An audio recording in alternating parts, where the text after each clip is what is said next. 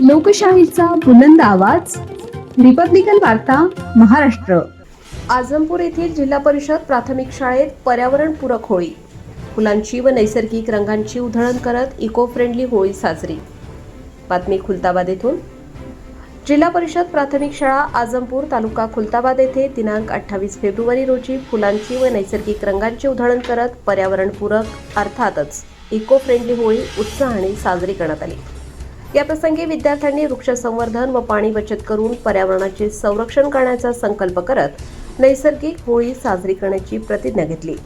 शाळेचे मुख्याध्यापक नितीन पाटील सर यांनी विद्यार्थ्यांना रासायनिक रंग वापरण्यापासून होणाऱ्या दुष्परिणामांची माहिती दिली व नैसर्गिक रंगांची कार्यशाळा घेतली। कार्यशाळेत पळस फुले, बीट, हळद, मका पिटिया पासून रंग तयार करण्यात आले। विद्यार्थ्यांमध्ये जनजागृती करण्यासाठी या पर्यावरणपूरक होळीचे आयोजन शालेय स्तरावर करण्यात आले होते। विद्यार्थ्यांनी देखील आपल्यामध्ये असणाऱ्या वाईट सवयी, वाईट विचार व अवगुण कागदावर लिहून त्यांची प्रतिकात्मक होळी केली। कार्यक्रमासाठी रीना पाटील मॅडम, शीतल मोकळे मॅडम, पूजा निमरोट मॅडम व विद्यार्थ्यांनी विशेष परिश्रम घेतले। रिपब्लिकन वार्ता महाराष्ट्र न्यूजसाठी खुलताबाद तालुका प्रतिनिधी किरण महेर, Chhatrapati Sambhajinagar. Subscribe now and press the bell icon. Never miss an update.